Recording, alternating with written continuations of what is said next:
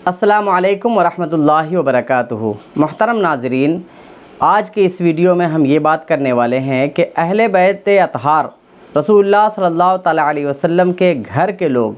इनकी मोहब्बत ईमान का हिस्सा है या फिर शीयत की पहचान। ये वीडियो बनाने का मकसद ये है कि मेरे पास एक पोस्ट आई व्हाट्सएप पर, उसका ख़ुलासा मैं ये बयान कर दूं। उस लिखने वाले ने बहुत बड़ी गुस्ताखी इमाम हुसैन रदियल्लाहु ताला अन्हु और जुमला अइम्मा अतहार के शान में किया है। उसका ख़ुलासा ये है कि उस गुस्ताख ने इमाम हुसैन रदियल्लाहु ताला अन्हु से ले कर के जितने भी उनके नस्ल में लोग हैं, उन तमाम लोगों को अपने इस गुस्ताखी का निशाना और टारगेट बनाया है। उसने ये लिखा है कि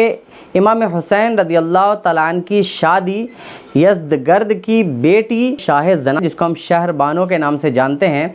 इमाम हुसैन रदियल्लाहु ताला अन्हु की ज़ौजा मोहतरमा, इनके बारे में उसने लिखा है। चूँकि ये ईरान के बादशाह की बेटी थी, इमाम हुसैन की बीवी, और फिर उनसे जितने भी लोग पैदा हुए वो 12 इमाम जो हैं वो इन्हीं की नस्ल से हैं। मतलब इमाम हुसैन की नस्ल से नहीं है बल्कि शहरबानो की नस्ल से है। और शहरबानो जो है यज़दगर्द की बेटी, यानी एक काफिर की बेटी है, ईरान का वो बादशाह था। वो लिखता ये है कि ये तमाम लोग, ये शिया लोग जो दम भरते हैं अइम्मा अतहार की मोहब्बत की और इमाम हुसैन की मोहब्बत का जो दम भरते हैं, उसकी वजह यह है कि वो लोग यज़दगर्द की मोहब्बत में इसका दम भरते हैं। यानी वो कहना ये चाह रहा था कि शियों की मोहब्बत ये यज़दगर्द की वजह से है, यानी ईरानी होने की वजह से है।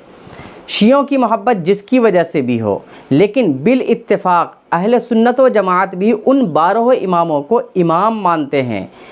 इमाम हुसैन रदियल्लाहु ताला अन्हु की नस्ल के हैं वो, और साथ ही साथ रसूलुल्लाह सल्लल्लाहु ताला अलैहि वसल्लम के नस्ल के अफराद के हैसियत से जानते हैं। और मैं जहाँ तक समझता हूँ कि शिया लोग भी इसी बात को मानते हैं। शायद शियों के जहन में भी ये बात नहीं होगी कि किसी तरह से भी अहले बैत अतहार या फिर 12 इमाम जो हैं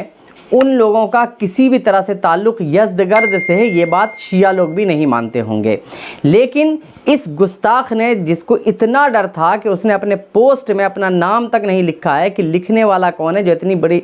स्टेटमेंट दे रहा है, आखिर वो कौन शख्स है, उसने अपना नाम नहीं लिखा है। तो आज मेरा मकसद ये है कि मैं आपके सामने इस बात को क्लियर कर दूं कि हम अहले सुन्नत व जमात या फिर शिया लोग भी जो राफ़ज़ी हैं, वो लोग अहले बैत अतहार से जो मोहब्बत का दम भरते हैं वो किसकी वजह से दम भरते हैं, रसूलुल्लाह सल्लल्लाहु ताला अलैहि वसल्लम की वजह से या फिर यज़दगर्द एक काफिर, ईरानी काफिर बादशाह की वजह से। कुरान करीम में अल्लाह तबारक व तआला ने बहुत से मौक़ों पर अहले बैत अतहार की शान बयान फरमाई है, और डायरेक्ट सिर्फ अहले बैत अतहार की शान बयान फरमाई है, वहाँ पर किसी और को शामिल नहीं किया है।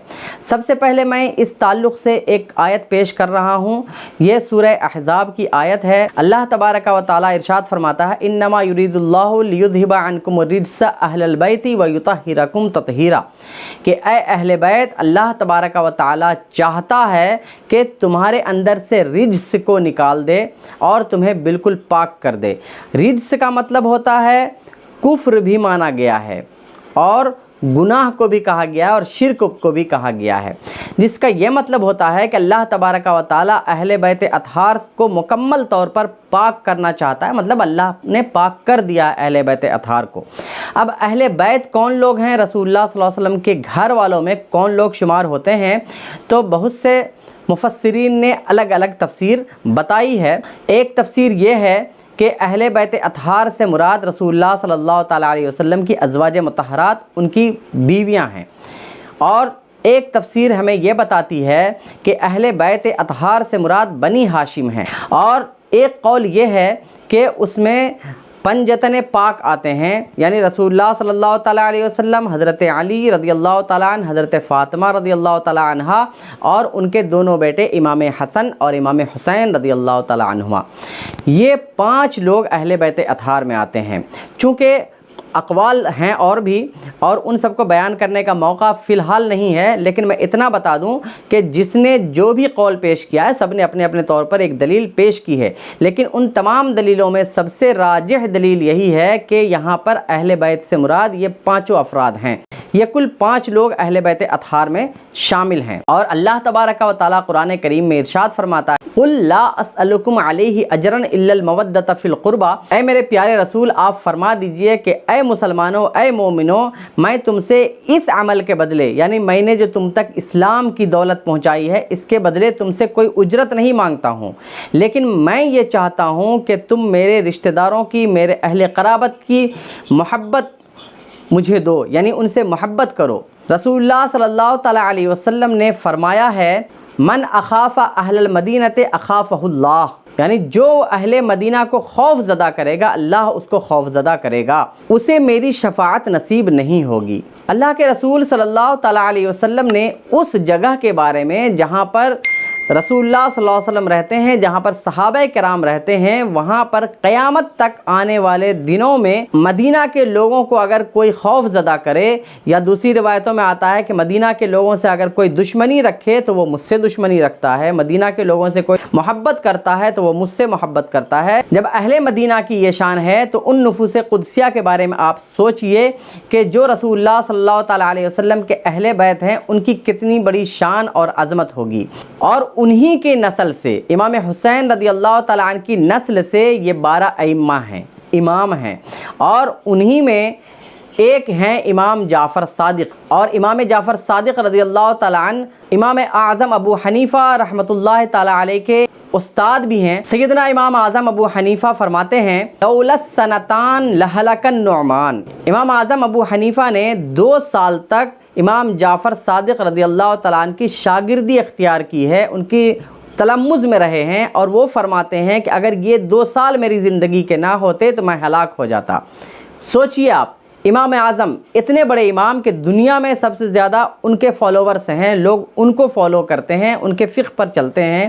وہ کہتے ہیں کہ اگر میرے پاس یہ 2 سال نہ ہوتے جس میں میں نے امام جعفر صادق سے علم حاصل کیا ہے تو میں ہلاک ہو جاتا۔ اب آپ سوچ لیجئے کہ امام اعظم وہ بھی جان رہے تھے کہ یہ امام جعفر صادق رضی اللہ تعالیٰ عنہ امام حسین کی نسل سے ہیں، یعنی حضرت شہربانو کی نسل سے ہیں، پھر بھی امام جعفر صادق رضی اللہ تعالیٰ عنہ کے بارے میں امام اعظم ابو حنیفہ کا یہ اسٹیٹمنٹ ہے، تو آپ سوچ سکتے ہیں کہ جس نے ان کی شان میں یہ گستاخی کی ہے وہ کتنا بڑا گستاخ ہے، اور کتنا بڑا الزام اہل سنت پر بھی لگا رہا ہے اور اہل تشیع پر بھی لگا رہا ہے۔ ہمارا اور ان کا اختلاف جو ہے وہ اپنی جگہ پر ہے، لیکن اگر کوئی شخص دونوں کے درمیان اور فرق ڈالنے کے لیے، تفرقہ ڈالنے کے لیے بدظنی پیدا کرنے کی کوشش کرے گا تو اس کو اہل سنت کی طرف سے بھی جواب ملے گا اور اہل تشیع کی طرف سے بھی جواب ملے گا۔ وہ جو آیت مبارکہ میں نے پیش کی جس میں یہ کہا گیا ہے کہ اللہ تبارک و تعالیٰ اہل بیت سے رجس کو دور کرنا چاہتا ہے، یعنی رجس کو دور کر رہا ہے اور ساتھ ہی ساتھ انہیں پاک کر رہا ہے، اسی کے تحت ایک روایت ہے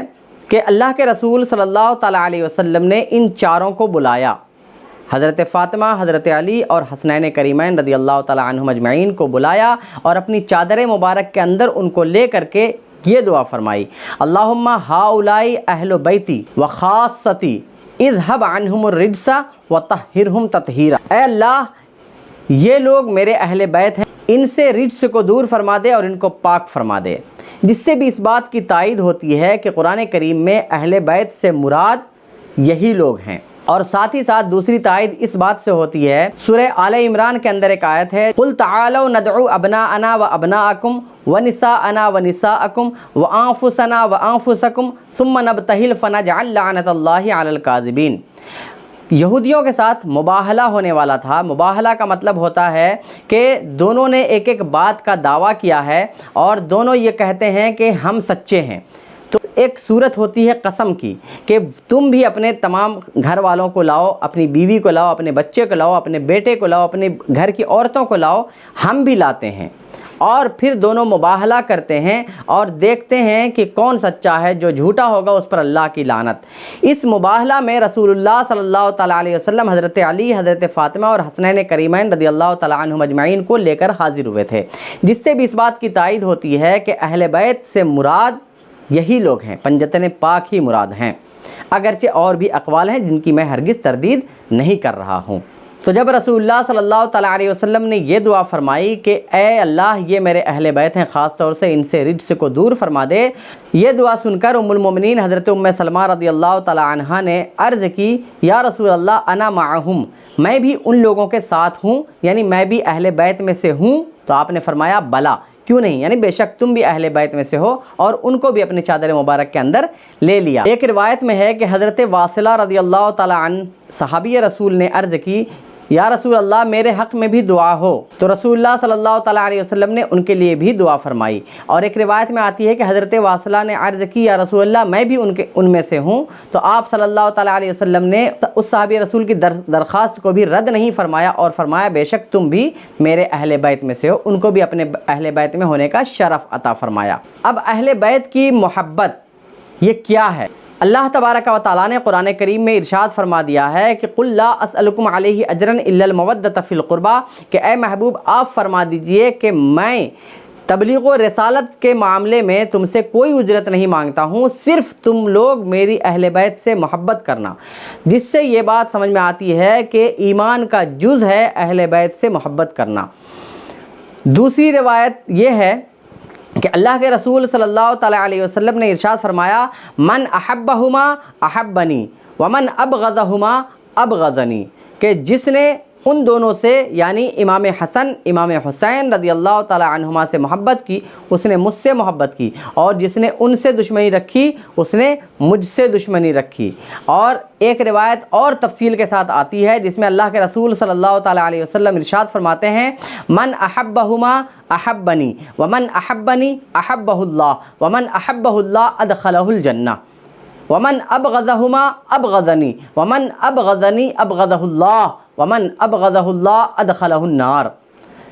جو شخص ان دونوں سے محبت کرے وہ مجھ سے محبت کرتا ہے، اور جو مجھ سے محبت کرتا ہے اللہ اس سے محبت کرتا ہے، اور جس کو اللہ محبوب بنا لیتا ہے اس کو جنت میں داخل فرمائے گا، اور جو شخص ان دونوں سے بغض اور دشمنی رکھتا ہے وہ مجھ سے دشمنی رکھنے والا ہے، اور جو مجھ سے دشمنی رکھنے والا ہے اللہ اس کا دشمن بن جاتا ہے، اور جس کا اللہ دشمن بن جائے وہ اسے جہنم میں ڈالے گا۔ جس سے بھی سمجھ میں آتا ہے کہ اہل بیت کی محبت ایمان کا جز ہے۔ اگر اہل بیت سے کوئی محبت نہیں رکھتا ہے، ان سے بغض عداوت اور نفرت رکھتا ہے، تو ایسی صورت میں وہ شخص ہرگز مسلمان کہلانے کے قابل نہیں ہے، کیونکہ جو شخص اللہ کے رسول صلی اللہ تعالیٰ علیہ وسلم کی عطرت کا نہیں خیال رکھ سکتا، ان کے اہل بیت سے محبت کا دم نہیں بھر سکتا، محبت نہیں کر سکتا، ایسے شخص کے ایمان کی گارنٹی نہیں ہے۔ اور یہی وجہ ہے کہ ہم یزید کے بارے میں یہ کہتے ہیں کہ وہ ایمان سے خارج ہو گئے تھے۔ جی بالکل صحیح سنا آپ نے، اور انشاءاللہ تعالیٰ اس ٹاپک پر آپ کو جلد ہی ایک ویڈیو ملنے والا ہے، تو پلیز ویڈیو کو لائک کیجئے اور چینل کو سبسکرائب کر لیجئے تاکہ اگلا ویڈیو جو آنے والا ہے کہ یزید مسلمان تھا یا کافر، اس کے بارے میں انشاءاللہ تعالیٰ آپ کو تفصیل سے معلوم ہو سکے گا۔ اللہ تعالیٰ سے دعا ہے کہ ہم تمام مسلمانوں کو اہل بیت کی محبت